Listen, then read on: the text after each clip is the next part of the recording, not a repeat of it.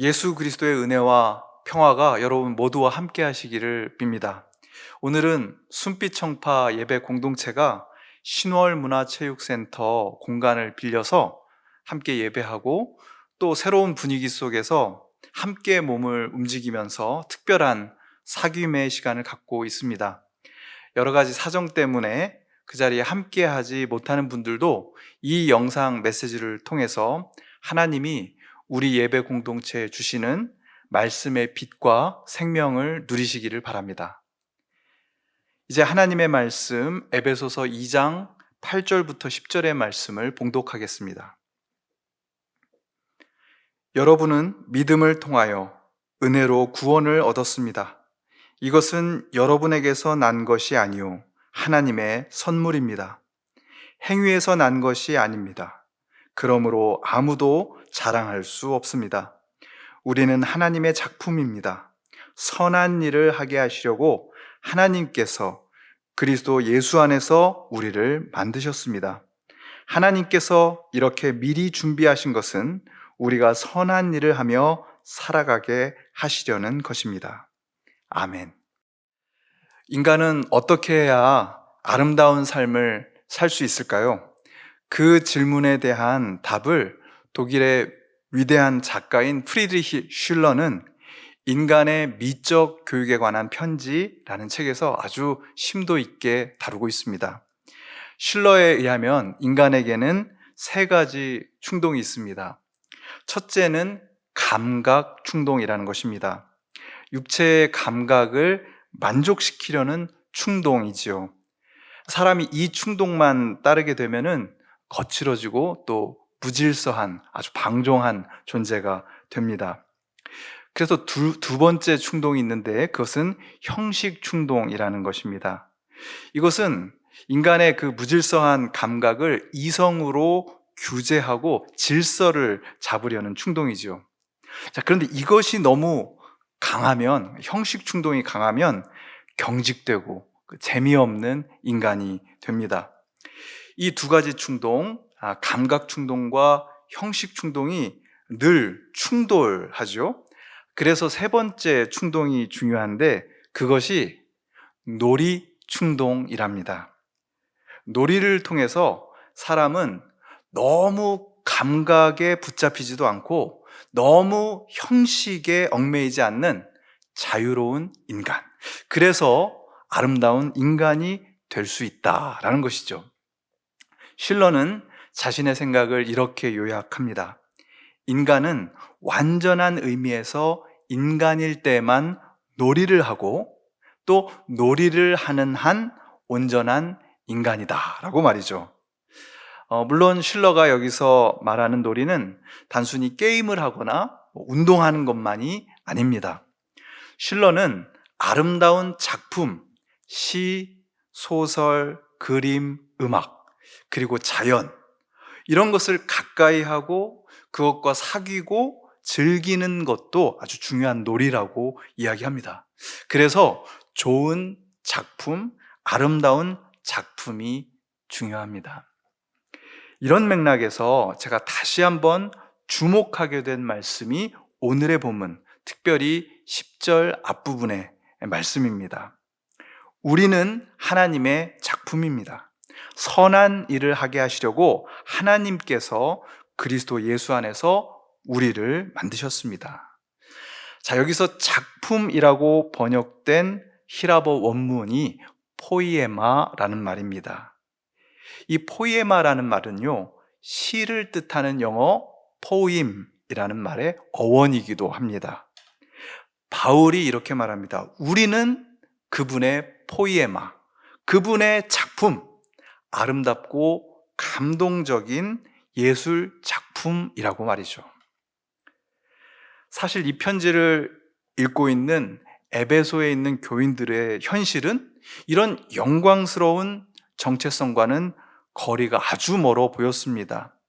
에베소서 2장 전반부에 언급된 것처럼 얼마 전까지 그들의 삶은 이 세상의 풍조를 따라 사는 인생, 육신과 마음이 원하는 대로 사는 인생이었습니다. 감각적 충동에 이끌리는 삶이었다. 이렇게 말할 수 있습니다. 그런데 유대교 신앙은 그런 무질서한 감각적인 삶에 아주 강력한 율법을 들이대고 거룩한 삶의 형식을 부여하려고 했습니다. 하지만 율법은 성과 속을 가르고 유대인과 이방인을 가르는 아주 경직된 종교적 형식으로서 그 안에 자유로운 생명의 자유로움은 찾아볼 수가 없었습니다. 이 세상 풍조를 따라서 감각을 충족시키며 살던 인생에게 율법도 구원을 줄 수 없었던 것입니다. 감각의 만족만 추구하며 살자니 죄책감을 느낍니다. 그렇다고 율법을 추구하며 살아도 늘 마음속에 두려움이 따라다니는 거예요. 자, 어떤 모습으로 살아도 죽음과 절망의 그림자를 벗어날 수 없는 인생에게 복음이 선포됩니다. 그것은 하나님께서 죽을 수밖에 없는 인간에게 예수 그리스도를 통해서 새로운 생명을 선물해 주셨다라는 사실입니다. 그러므로 우리에게 필요한 것은 내 힘으로 내 인생을 잘 살아내겠다는 안달복달이 아니라 예수 그리스도라는 놀라운 선물을 신뢰하면서 받아들이는 것입니다. 성경은 그것을 믿음이라고 부르죠.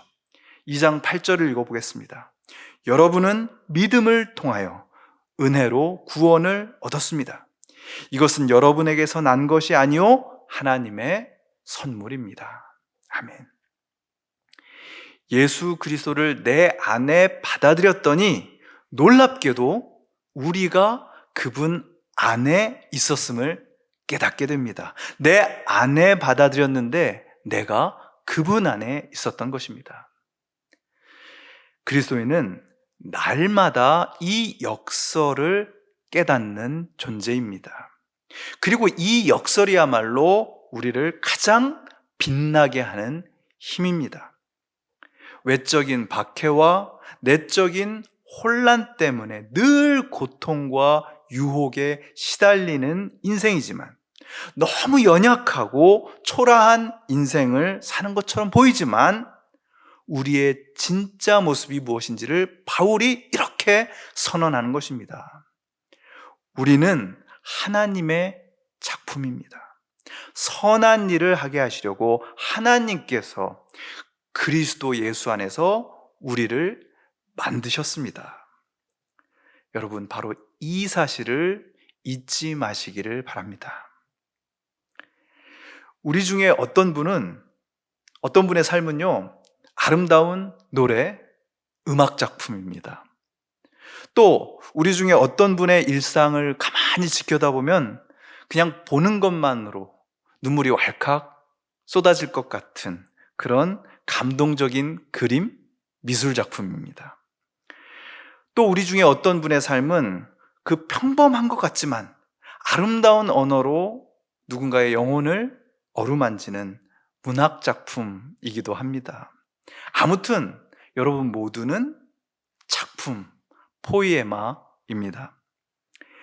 예술 작품은 눈에 보이는 현실에 묶이지 않고 그 현실 너머의 숭고함을 느끼게 해줍니다.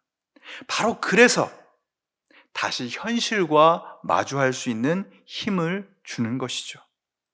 또한 예술 작품은 그것을 함께 바라보고 있는 사람들을 하나로 연결시켜줍니다.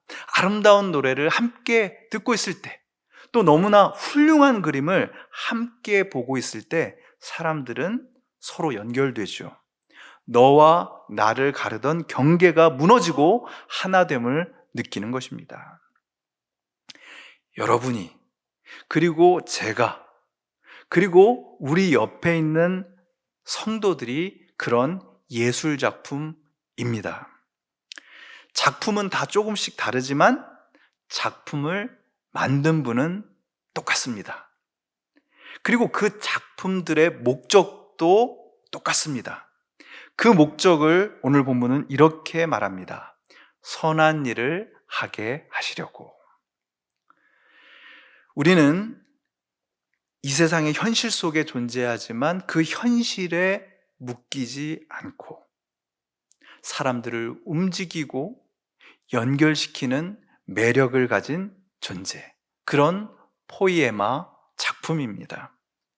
이 감격스러운 정체성이 우리 안에 깊이 스며드는 이 시간이 되기를 축원합니다.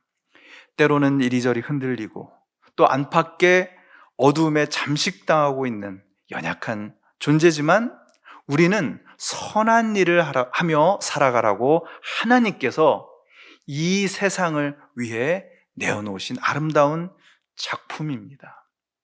그래서 감각적인 충동에 휩쓸며 살아가던 사람들, 또 형식적인 충동에 이끌려서 경직된 삶을 살아가던 사람들이 하나님의 예술 작품인 우리와의 만남, 또 우리와의 사귐을 통해서 자유롭고 여유로운 존재가 될 것입니다.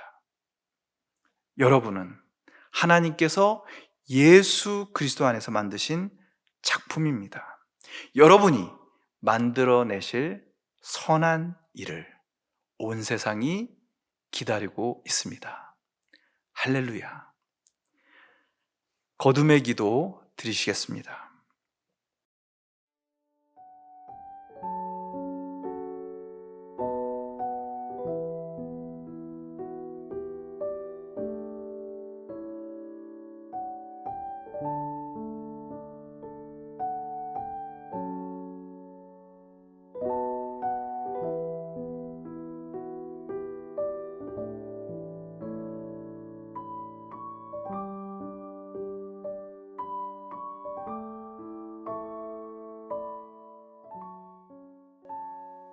주님, 허물과 죄로 죽었던 우리를 큰 사랑으로 살려주신 은혜에 감사드립니다.